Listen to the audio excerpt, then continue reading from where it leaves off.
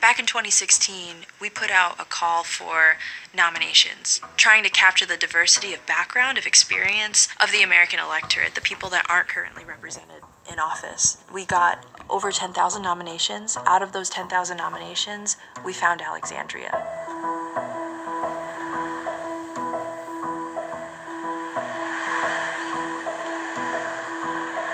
My brother told me that he had sent my nomination in the summer, but I was like literally working out of a restaurant then, and I was like, there's no way. Her profile is not what you'd think of as someone who should run for office, right? I grew up with a really politically engaged and attuned family. We always were debating politics, talking about things, but we were never involved in the formal structures of politics. We saw these signs of someone who's willing to sacrifice their own future for the good of others. I remember some of the moments that I felt really dejected about politics, the extension of the Bush tax cuts in 2010, and seeing that the same people were financing all campaigns, and I was like, what is even the difference of a Democrat and a Republican? That was the depressing part, right? Yeah, exactly. And so I, like a lot of working people, felt that cynicism, and I understood it very deeply.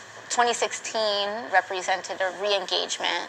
That's when I started tuning in more to activism and really getting to the core of these issues. I remember that evening on Election Day in November. I was really disappointed and really sad, but I was not shocked. She was at Standing Rock trying to figure out what her next steps are, just like a lot of people were. What do you do when someone like Trump wins? And my experience at Standing Rock was so spiritually transformative. Being there in such an acute moral struggle, you really saw how it was more important than any material thing. And so I walked out of that camp and I was like, what do I do? And then literally that day, I get this email like, this is what you do. So Izzy, one of the people that was working with us at the time, called, and it was scheduled for 20, 30 minutes, and it went maybe an hour and a half. Like, you hadn't thought about running for office or anything at that point, right? No. You just knew you got to do something. I knew that I had to do something. We would call people up and kind of walk them through the platform. We would try to call up folks that were like doing all kinds of amazing stuff, right? Every conversation would have a very awkward pitch at the end because we'd like talk to them about like, oh, it's so great, you're like saving lives, you're fixing stuff in your community, and so do you want to run for Congress, maybe?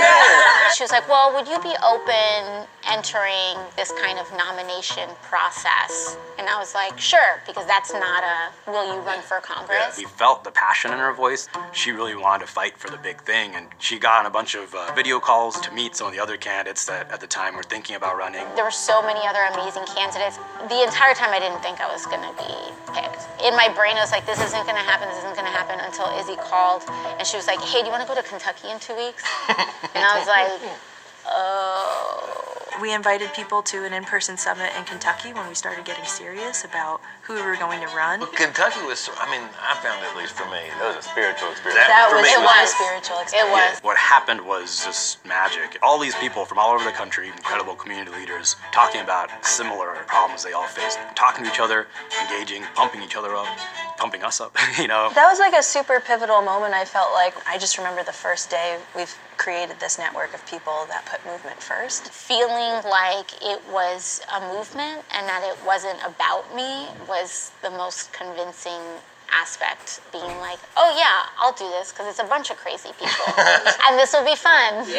Because all of you got into this like movement first, that's defined, I mean, your actions since you got elected, right? And everyone else is like, man, this is weird. Why are you doing all this weird stuff? Well, it's because it's a different, you didn't come in. a different start. Yeah. There's so much reaction to the divergence that our actions represent in DC, but really they've been consistent the entire time. It's just that people, they weren't paying attention. Yeah, just like the only thing that's changed is that people pay attention now. I've literally been live streaming my life and our political actions since 2016. I've literally been movement first and accountable to social movements the entire time I've been running for office.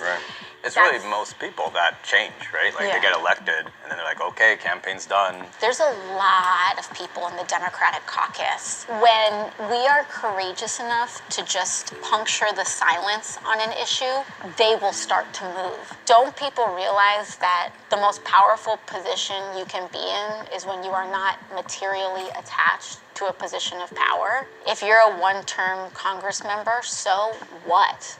You can make 10 years worth of change in one term if you're not afraid. People are saying, we got to be more involved in our democracy. We've got to obviously vote, participate, and go to town halls and go to school board meetings and all this.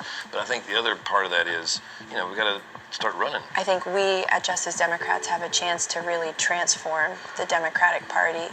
Running in competitive primary elections in Democratic-held seats is important. One of the things that gets told in order to settle us down is, I agree with you. We have the same goals. It's great that everyone thinks these issues are important. We need to make them urgent. And if you've got a 97% reelection rate, you get electoral atrophy. This is a reason why I think primaries are important for a party. I think they're important for democracy. And if everyday people don't feel comfortable in their own skin at the most powerful levels of government, then what's the point? How you typically run a campaign, you shift your entire personality sometimes That's what the consultants tell you to do. Yeah, they tell you to be a certain type of way. And what we're trying to do at Justice Democrats, and I think what you've shown throughout your campaign, is you don't have to do that. You can just be your whole self. You can run as you are. Yeah. You can run for yourself, or you can run as a service to others. By the end of your campaign, no matter what, if you're focused on the right things and running as a service, your community will be more organized, educated, and engaged. It is a huge sacrifice, but that is what this perilous time in our democracy demands of us. With this administration, with the role of money in politics, with how our policy is being hijacked by the industries that profit from the despair of working people. All hands on deck. It's all hands on deck for our democracy right now. This country has only ever changed for the better by groups of people that were willing to put everything on the line for a better future. That's how we got the civil rights movement, the women's rights movement. That's how we got the labor movement, queer rights and marriage equality. It didn't happen by people playing it safe. It happened by people putting their whole lives on the line because they understood that this isn't just about us. This is about the generations to come. We have to give it all we got.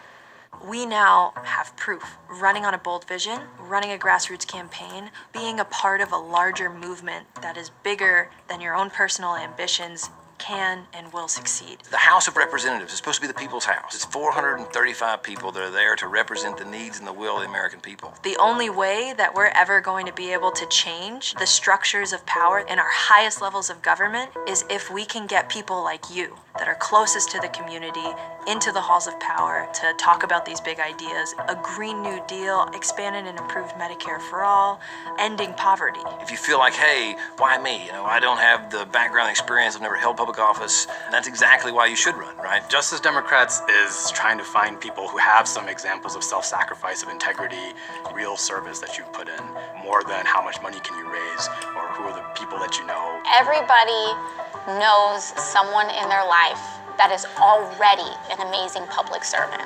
Nominate that amazing public servant to take their service to the halls of Congress.